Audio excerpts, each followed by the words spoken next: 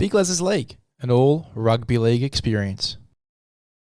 Hello, welcome back to Big LEZ'S League, an all rugby league experience. I'm your host, Big Les. Now, we've saved Rando another breaking and entering charge by letting him come back to do the Queensland side. How are we feeling this week? Mate, definitely the punters came out with their pitchforks after our last New South Wales side release. Of course, just wanted to make it so clear that these are stats-based. This is not my own opinion of how the New South Wales team looks. I do like some of the selections. Maybe not Connor Tracer starting, as we talked about. I did go with Lomax as my starting winger, but you know what? Tracy brings the engagement. Yep. Bring it on. Want to see him in the number 5 jersey for the Blues. Biggest unwarranted stitch-up of all time, but listen, definitely got the engagement. You will be hearing from the lawyers for defamation. Oh, so I'll hit you right back with a breaking and entering. Let's talk about this Queensland side. Obviously, a lot of talking points here. The fullback jersey obviously being one of them. The centres, you can go in a lot of directions here as well, particularly 5'8" as well, with Cam Munster only playing one game so far this year. There's plenty of talking points for this Queensland side. And we've got a few smokies as well. It's just going to be just as left field here.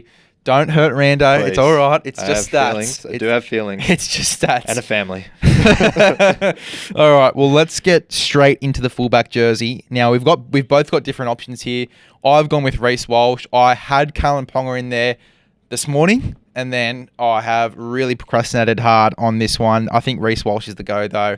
Obviously, I think started the season in terms of explosiveness a little bit better than Callan Ponga. Callan Ponga having maybe a little bit of a slower start, but I've heard this morning that KP potentially has the better stats to start the year. Absolutely. I mean, he's obviously played the majority of the games, but you put it there. He can kick goals, 14 out of 14 so far, 16 out of 16 if you include the penalty goals.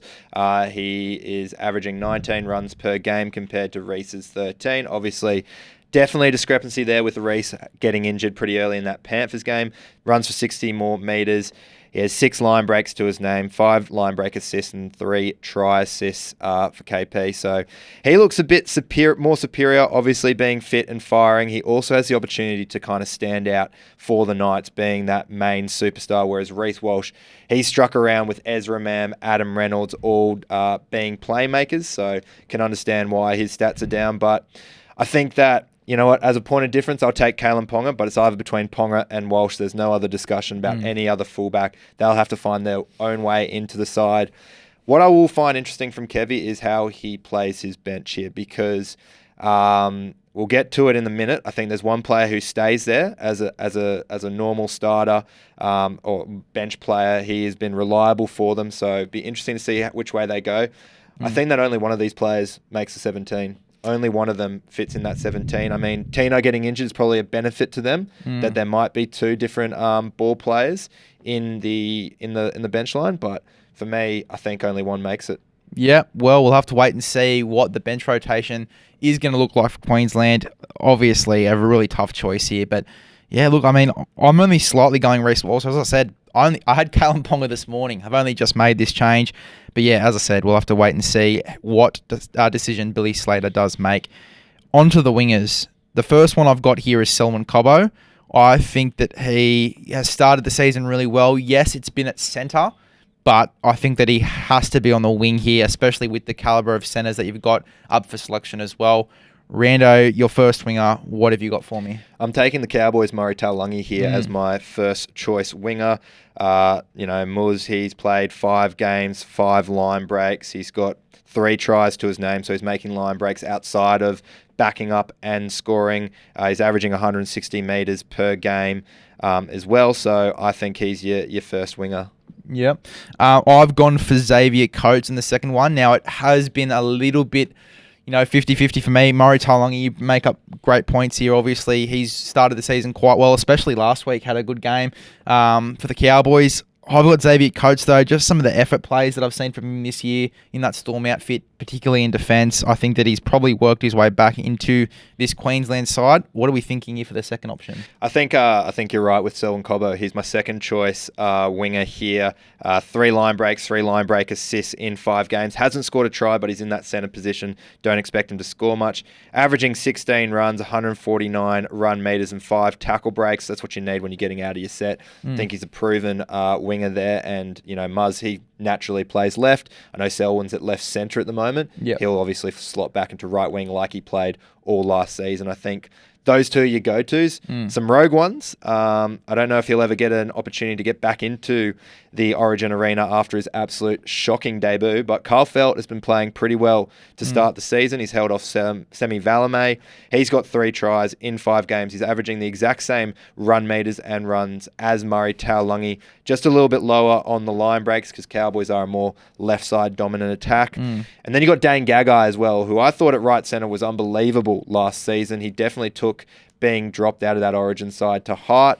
On top of that, to start this year, he's had a cracker, 2 line breaks, 15 runs for 147 metres. He could be a possible wing spot because I think the centres, they're pretty locked. Well, Dane Gagai was another guy that I was sort of umming and ahhing about when picking this team as well. Xavier Coates obviously played wing all year. Dane Gagai's been playing centre for a while now. It does sort of come into the fray a little bit when you're putting these sides together, but yeah, look, I mean, Dane Gagai is definitely not far off. And even in the centres discussion, which we'll get to now as well, like there's only, it's a 2-horse race for me between Dane Gagai and then my selection here, Valentine Holmes. I think that Holmes, for me, I imagine in the stats as well, would probably be the front runner at the moment. And last year's stats, particularly his run meters, sensational. Absolutely. Top point scorer in the league, Val Holmes.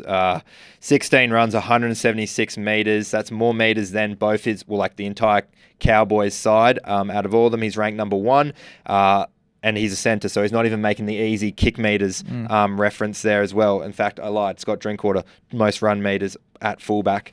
But Val Holmes, out of the other outside backs, he's the leader there. 5 line break assists, 5 line breaks, 3 try assists, 4 tackle breaks per game.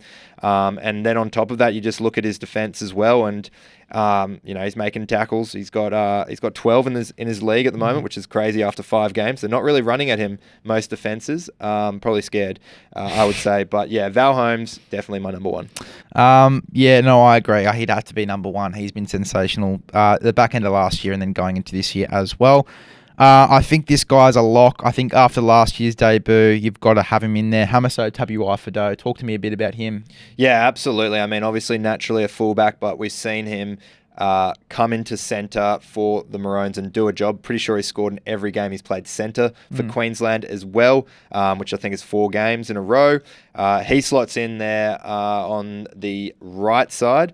17 runs, 173 average metres. Yes, he's a fullback. 5 line breaks, 3 line break assists. So we do like creators there at centre. I think he's a given. And if Cobbo and Gagai, the other options for centres, as we spoke about earlier, but I think those two are your centres. You chuck Cobbo on your wing, and Gagai's probably not even going to break into that centre. He's wing at best. But then again, you look at how you structure this Maroons outfit. Both Valentine Holmes and Hamaso Tabuai-Fidow have played well at left centre. Yes, exactly. So it probably does push Dane Gagai into the discussion a little bit more in that remark. But yeah, look, I think both of these guys would have to be in there, Holmes and Tabuai-Fidow. If Tabuai-Fidow has to go to that right side, I think they make that move. Yeah, I think actually Holmes, now that it comes back to my memory, the Origin Series win we had, Holmes was the right centre for that Origin Series. So I think they'll just keep with that because Hammer on the left, proven winner for them, and Munster obviously giving him early ball. They just work. Yeah, I agree. I think that, you definitely have Holmes and Tabuai-Fidow, as your front runners for the centre spots. Now, this is where it's going to get a bit juicy. 5'8". I've got Cam Munster here in the team list because we know what he can do in Origin at 5'8", but there's a little asterisk next to his name just because he only has played the 1 game this year, and it looks like that groin injury is still bothering him. I'd say my number 1 option, if Cam Munster isn't available, would be Tom Dearden at the moment. Who's your number 1 option for the stats? I think statistically, Dearden's played more games. He's gotten more numbers to his name. 5 matches, 5 line breaks, 3 tries, averages 14 runs per game for 80 metres, 4 offloads as well. Really potent in attack. But Cam Munster, first game back, and obviously we're filming this after that Storm Broncos game. 13 runs, 131 metres, averaging 10 metres per run. He's still picking his moments and making metres. 1 line break assist on top of that. He also made 27 tackles as well for only 3 missed. So he's been playing pretty well in that first game. He'll get back into the groove. I assume that he'll stake that number 1 spot. So if you want to take Tom Dearden in your team, I'll take Cam Munster in my team as a point of difference. Perfect. Now, that might be a little disclaimer that we might be worth sharing as well. We're recording this before round 6. It will come out after round 6 has been played. So that might be a little disclaimer worthwhile there. Tom Obviously, Dearden has a shocker to make yours look bad. Cam Munster has a ripper against the Dogs. Very true. But very I also true. love the Cowboys, so I don't want him to have a shocker either. There you go. The halfback jersey for me is set in stone. It's got to be DCE. The skip, I don't think you can take it off him. He started the season as you usually expect. He's just like a fine wine, just getting better with age. Really loved what he's been doing. I mean, not worth going through his stats because I don't even think there's anyone else kind of challenging him at the moment except for another man who I've got on my bench. Oh, interesting. Very exciting. I don't think there's anyone challenging DCE at all. He's been outstanding and, as you said, aging like fine wine, really getting into his groove now at 34 years of age. Yeah, wouldn't even know. He looks 20. Plays like she's 20. Exactly. It's so strange. But yeah, look, I mean, he's got to be in there. The skip. Now, front row. Now, we talked about you being a bit left field last week. I've gone a bit left field with my selections here. I've gone with Paddy Carrigan in the front row. I think that, in Origin plays a little bit more like a front rower today as well. A lot of front rowers these days do have a bit of that ball playing in them as that link man, but they also get through the tough, grindy stuff, and he has been the tough, grindy guy to start this year. He has stood up in a lot of games where Payne Haas has been out. I think that you've got to have Paddy Carrigan in your side somewhere. I honestly think he could fit really well into this front row rotation. Who's your first choice front rower? I've put Paddy somewhere else, so I've got Cotter as my first go-to front rower. 12 runs, averaging 110 metres. He's got a line break in him, a couple of tackle breaks as well, but he also does the hard stuff. Obviously playing lock at the Cowboys, but he can make tackles. I think he won man of the match in Origin 1, made like 45 tackles in the middle. So he can definitely play 80 for you, which with Tino out is such a big win for the Maroons. And especially if, you are going to go left field and go without that hooker rotation as well, if you're going to go with Ben Hunt or with Harry Grant in that number 9 spot, he can slot in there if they don't play the full 80 minutes as well. Absolutely. He's definitely worth having in your team. Ruben Cotter, I've got him somewhere else as well. We'll talk about that in a second. My second front rower is Lindsay Collins. Obviously not the best game last week, but he is that guy that is just going to give you 110%, and especially with those avocado seeds, mate, you just don't miss there. He is an absolute competitor, and he's definitely worthwhile having in your starting side. What he did in that Origin series last year, just incredible. Who's your second choice? If you're going avocados, I'm going bananas, mate. Thomas Flegler for me. 1 try so far this year to his name. He's averaging 13 runs, 115 metres at front row. He's got a line break. He's got a try assist in him, 4 offloads as well. Averaging lower in the defensive side was 25 tackles, but he's making his tackles. Only 1 miss this whole season. So really do like Thomas Flegler and what he's doing. Obviously, injury concern for him this week. Hopefully he can get over that injury hump. It's not a long sustaining one. And he's my starter. Yeah, well, obviously he's been named this week too to play Tom Flegler. So you guys will know more than us about how he plays, obviously in round 6. But yeah, no, I wouldn't put it past it at all to have him in the starting side, especially with a few injuries to this Maroon side. Obviously, Tino, ACL, devastating, won't be in the team. Tom Flegler to start. I've got him in my 17. I just don't know if he starts. I think that Lindsay will probably get the run over him. I think Lindsay's probably going to sort of start to creep up a little bit in terms of form, start to get a bit of that form back, especially after a big loss against the Doggies. I think that he's really going to turn things around and those avocado seeds are really going to kick in. In terms of the number 9 jersey, I've got Ben Hunt to start with Harry Grant coming off the bench. Are you going that way or are you going vice versa? I'm going Harry Grant to start as well. I think that Harry is still the premier hooker. He plays it full time. And I'm just looking at it stats wise, not kind of more strategically. Obviously, you'd love Harry Grant's injection into the game after Dozer comes off. Benny Hunt is Dozer's the nickname, obviously, for those who are not too sure. But yeah, I think Grant is your go-to hooker here. Yeah, I agree.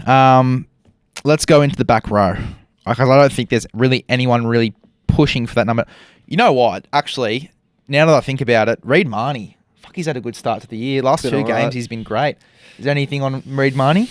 I don't think he's definitely started well. Probably top 3 statistical hookers of the year so far. Definitely gets through a lot of tackles. I think he's averaging over 50 this season, which is absolutely crazy. But I just don't know if he's ready yet. I know the Bulldogs going good start, 2 from 3. 2 from 5. But I don't know if he's ready for the Origin stage, and doesn't really bother. Doesn't really pop up to me. Yeah, well, I think definitely not going to be in this rotation, but definitely someone worth bringing up because he has had a pretty decent start. Even in the games they are losing, he's played very well, getting that 50 tackles, as you say, doing some good things. So definitely someone worth bringing up. Back row. I've gone with Jeremiah Nanai as my first pick. Great under a high ball next to DCE on that right-hand side is going to be absolutely electric. Who's our best statistical back rower? It's a bit left field, but he did play Origin. I'm looking at Jaden Sewer here. I think he's had a great start to the season. 13 runs, 108 metres. He's got a try. He's got a line break. 5 offloads as well, getting that offload out and getting through a ton of tackling, making 30 tackles per game this year. Think when Dozer comes on and that right side connection kicks in, I think he'll be pretty handy. He's been good, and I've been liking what I've been seeing from Jaden Sewer and a pretty ordinary Dragon side. Yeah, no, I agree. He's been unreal to start the year and tackles galore too. And even if you don't really notice it in game, obviously with Luciano Alua on that left-hand side creating big plays, Tommy Eisenhuth in the middle, who's been that really unorthodox guy that no one thought was going to be anywhere near the starting lineups, come into starting 13 and killed it. There's been a few standouts for the Dragons. Sloan started the year well as well. But yeah, no, Jaden Sewer's been unreal. He's been unreal. I would not push past having him maybe on the bench, but it's not how I've structured my bench. But definitely a good call. I don't think it's as left field as what people think. I've gone with Dave Fafita as my second selection. Who's your second one? My second one is Jeremiah Nanai. I've definitely got him in the fold there. Obviously, Jaden Sewer and Jeremiah Nanai both right second rowers. So I don't mind actually putting in Fafita now that I think about it. But statistical-wise, those two are the best. Maybe I might chuck in Nanai off the bench, and I'll promote David Fafita just so he can have that left side. Can play 80 minutes. He had a barnstormer last weekend against the Cows. 179 run meters. He had 2 tackle busts. He got the offloads back going again, and then huge in defence as well, averaging 36 tackles per game. So he's back from injury, and whilst you can't see him back to his 2021 form, he is definitely still grinding through the middle and doing all the 1%ers that you don't see. I think it was towards the midpoint of the season. He played pretty much through that AC joint injury that he had for a little while there. Such a competitor, and he's only 19. Or 20 David years Fafita old. Or Jeremiah Nanai? Jeremiah Nanai. I was talking about David Fafita. Okay, there you go. That makes confusing. A little bit more sense. Dave Fafita's been great as well since coming back. Obviously had a massive game on the weekend, as you said before. But yeah, it's going to be interesting to see how this back row, is shaped up. But yeah, I agree. You're probably going to have one left edge back rower to slot in there and have that left combination versus right. Ruben Cotter is my 13. We obviously talked about him before. Is your 13 Paddy Carrigan? No, I've gone Jermaine. No, definitely it's Paddy Carrigan, mate. It is definitely by far and wide. He's had a cracker to start to the year. One of my top statistical players of the season so far. So much to like of him, averaging 37 tackles per game. He's also up there with runs, 19 runs per game, averaging 187 metres. So out of all the players that I've shared with you today, he's got the most average run meters. None of the fullbacks, none of the wingers. It's him up the middle, up the guts. He was the lock for all 3 games last year. He definitely gets to keep it. Heck, I mean, I know DCE is getting on. I would almost put the captain armband around Paddy Carrigan as well. You definitely have to consider it, especially looking towards the future. He has been unreal for Queensland in the past, and coming into this year, standing up without Payne Haas in the side, he's been great, Paddy Carrigan. Obviously, I've got him in my front row and Ruben Cotter at 13. It's vice versa for yourself. Very interested to see how this forward rotation stacks up with a few injuries in there and obviously a few changes probably from last year. Let's get into the bench. I've already obviously mentioned that Harry Grant's my 14. You've gone with Ben Hunt as your 14. Yeah, I think you said before for hookers. Go through with me the rest of your bench. I'll let you go first this time. I'll go. I'm starting with Jermaine Hopgood. I think he's had a cracker start to the season as well. Just doing the 1%ers his offload game. I think one of the best this season so far. He's got 10 offloads to his name in 5 matches. So I think he'll be dangerous off the bench, get on that right edge if he needs to, or he can play in the middle, which the Maroons desperately need as well. Next up, as I mentioned, dropping Nanai from starting into that bench spot as well. Yep. He can hit an edge. He can play at centre as well. So you've got those 2 positions covered up. That's what brings in my last player. And everyone's going to starting to douse the fires the now. pitchforks Starting are to out. douse the fires. But this player has been not talked about too much, but he has been doing the hard yards for his new club. Just getting his stats up here. It's a great, a man I didn't even know was a Queenslander. Kurt Mann. Kurt Mann has been a great start to the season. He fills in every single position you could possibly think of. I'm pretty sure that out of any player in the history of the game, he's played the most positions. Yeah. He is Mr. Fix-It.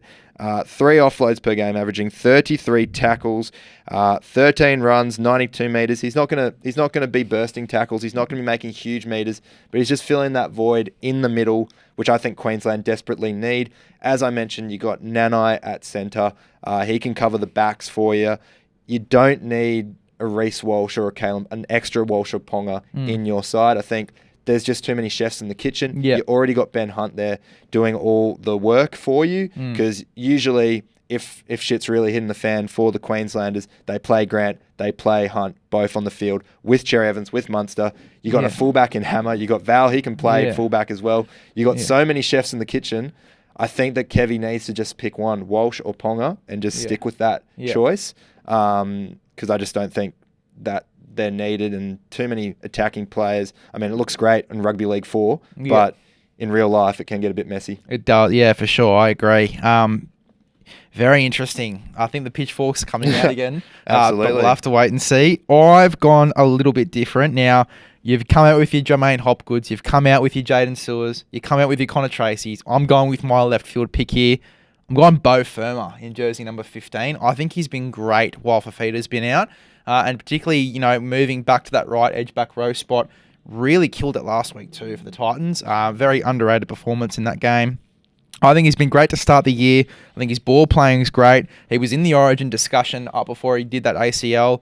I think that he's definitely going to make his way back into Billy Slater's playbook here. I think he might get a spot. And I think Big Red, he was my number 15. I think he misses out just with having a few games out to start the year. Obviously, he's done something to his knee or something to his groin. He's going to be out for the next 4 to 6 weeks, which is super devastating for the Raiders. I think he misses out on selection, which brings that spot in for Beau Firma. So he's my smoky pick. Don't hurt Rando. Yeah. Just focus it on me. And that's why I didn't bring in the Big Red, because obviously the injury concerns coming into this one. Also, I think 1 or 2 games into the NRL so far. He was a bolter last year after a really good season. So he wasn't really he played that game 3, I'm pretty sure, but didn't play any of the other games. So that's why I haven't really touched Big Red. Yeah, it's going to be interesting to see when he comes back what that injury frame is. But yeah, I haven't gotten anywhere near him for this Queensland side, only because he is a big injury cloud around him. I've gone for Mo Fodawaker as my number 16. Again, Titans player that's done very well in the absence of Tino. Just an absolute competitor, did very well getting called into that Origin side in game 2 and 3 last year. I think that he'll definitely get a spot in this 17 again, especially with these injury concerns to some of their key forwards. And then I've got big Tom Flegler, big Jersey Flegler there in jersey number 17. I think he's a great player, and he's got a bit of a ball-playing game about him now as well, which I really like. You can obviously put him into the front row. You can also potentially chuck him into that 13 role if there's injury around the side. I think that he can do a job here in jersey number 17. Absolute competitor, as we've said. And I really like Tom Flegler for Origin. Obviously, you had him in your starting side, but yeah, you're definitely going to have him in there somewhere. At number 6, I'll just bring up too, who's in my reserves. We didn't bring up in the number 6 discussion is Ezra Mam. Absolutely. Sydney-born. Yeah. Sydney-born player. I don't know if he is eligible. We'll let Zero Tackle be the judge of that. But you're writing an email to NRL absolutely, right now. absolutely, I know. But I was looking at Ezra Mam as well. But I'm pretty sure born in Sydney could be It could be good news for the Blues. Could be the 6 for the Blues. Great news. Yeah, exactly right. I might just edit my side right now, and as I said, draft up that email to the NRL. Hopefully, get him over. But I think that he'll definitely be in the discussions, especially if Cam Munster isn't available. I think it will be that 2-horse race between Dearden and Ezra Mam. We'll find out, obviously, who gets that spot.